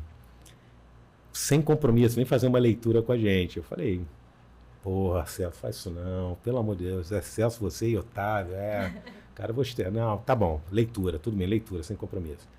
Aí era lá no Liceu, estava ensaiando no Liceu, ali na Central. Aí chego lá para leitura. Leiturinha. Lá tranquilo. Não é quando teste, né? Chega lá para leitura. Cara, o Celso põe um texto na mão. E aí começa a passar a peça. Ele já estava com a peça levantada. Ele não tinha um pouso. Eles tinham todas as outras cenas e não tinha um pouso ainda na cena toda do pouso. Porque o cara, acho que o ator que ia fazer o pouso não pôde fazer. O Fernando Alves Pinto era o outro personagem. Aquele que eu esqueci o nome. E aí... chega na minha vez, cara, ele mete o texto na mão, vai lá, entra lá, agora você vai pra ali, e eu falando o texto, agora vem aqui, agora pra cá, ele me levando, e eu leio com o texto, daqui a pouco, agora aqui o Pouso vai comer um frango, ele botou um frango assado na minha mão, e eu lendo, e comendo frango, e fazendo as marcas da peça, assim, cara, assim, eu fiquei louco, eu falei, gente, eu vou largar o Beijo no Asfalto, eu vim pra cá amanhã. Não fiz isso, porque eu tenho muita ética, mas assim, fiquei muito mexido, mas essa é a minha experiência com o Godot. Ai, que delícia. Nossa, eu sei que a gente tem muitas e muitas histórias aqui pra escutar, que eu queria ficar aqui horas. 30 anos é muita coisa. É muita coisa. A gente tem uma brincadeirinha aqui. Manda. Pra finalizar. E a gente morre de vontade também de montar, né? Esperando o Godot, ainda mais por causa do podcast agora. Nossa, vocês dois tinham que montar. Verdade. Pelo amor de Deus. É uma ideia, né? Então é o sem espera. Nossa brincadeira é o sem espera. A gente fala rapidinho e você responde, só isso. Tá bom. Tá bom? Uma data. 17 de maio de 2007. Uma comida. Feijoada. Eu esqueci de perguntar a data, mas a data... Nascimento do meu filho. Uma mania. Roer unha. Um ator. O ator? É estrangeiro ou brasileiro? Você escolhe. Sem pensar. Al Pacino. Uma atriz. Meryl Streep. Maravilhosa. Um espetáculo. Um espetáculo. O Casamento. Um livro. Um livro. 100 Anos de Solidão. Um filme. Um filme. Cinema Paradiso. E uma série. Uma série. É sem pensar, né? Peraí, tá. Breaking Bad. Ai, maravilhoso. Um momento na sua carreira. Um momento que da minha foi especial, assim. Especial. Foi quando eu estreiei na Ópera do Malandro, substituindo um ator, com 2 dias de ensaio, no Teatro Carlos Gomes lotado, e foi um momento especial. E eu recebi, uma semana depois, flores com um cartão lindo da Bibi Ferreira. Nossa. Dando parabéns. Foi um momento muito especial da minha carreira. Eu fazia a Geni. Isso que eu ia falar, eu tava presente. Você tava? Eu assisti.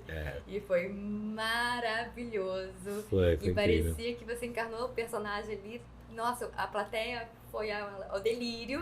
Eu tava nessa plateia. Esse dia foi muito, muito especial. E de arrepiar. E a gente, quando você falou, acho que você falou no final, assim, nunca. Não, quem falou foi o Cláudio Botelho. Ele falou no final. E aí ficou um silêncio, assim, na plateia, que nunca ninguém ia imaginar que esse cara pegou o personagem 2 dias antes de arrasar, como ele arrasou no palco, cantando, como ele fala que não canta, cantando lindamente. Canta pra gente.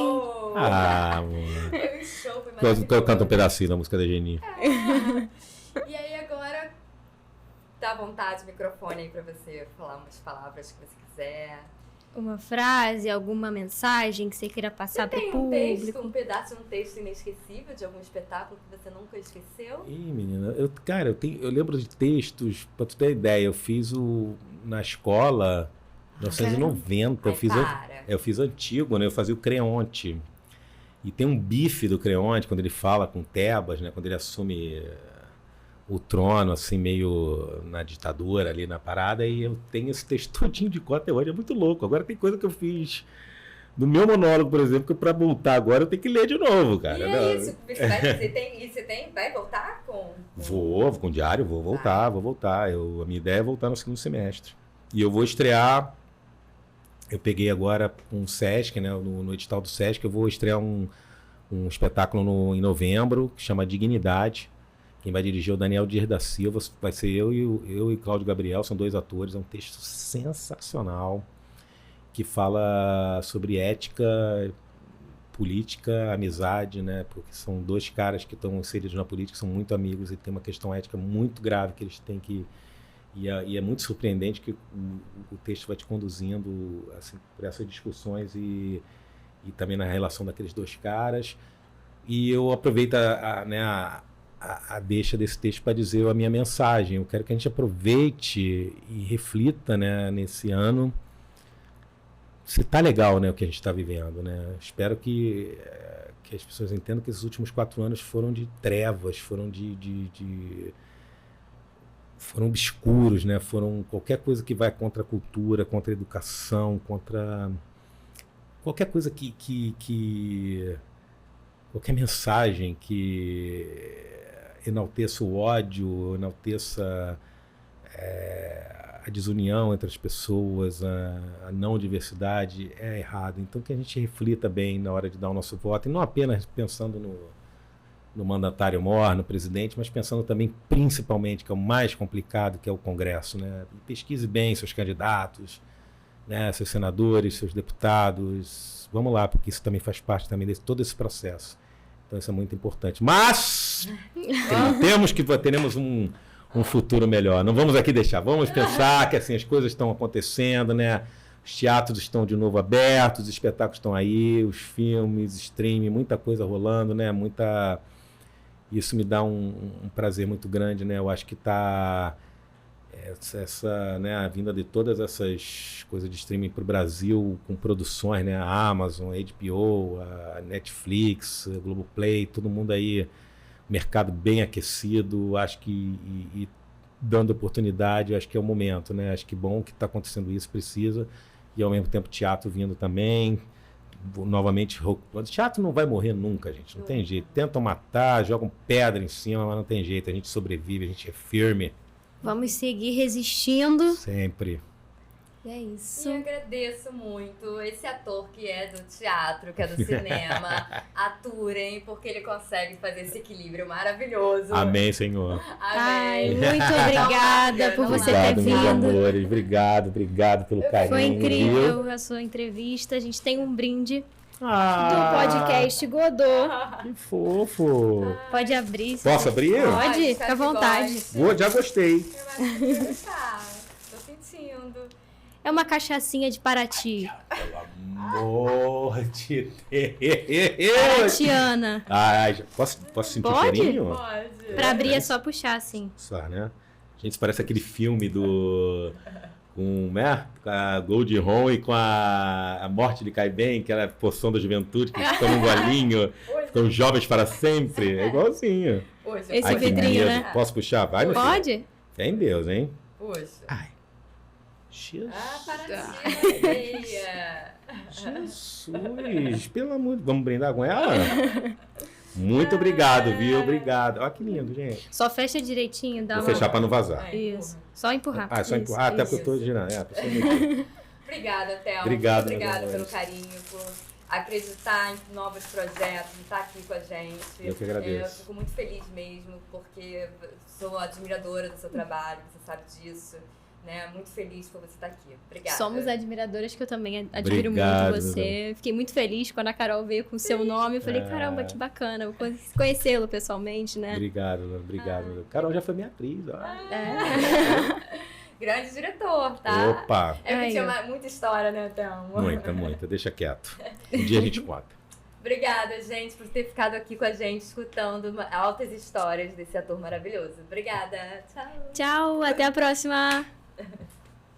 Ai, que bom. delícia. Nossa, gente, eu falo muito, né? Ai, Nada. Que maravilhoso.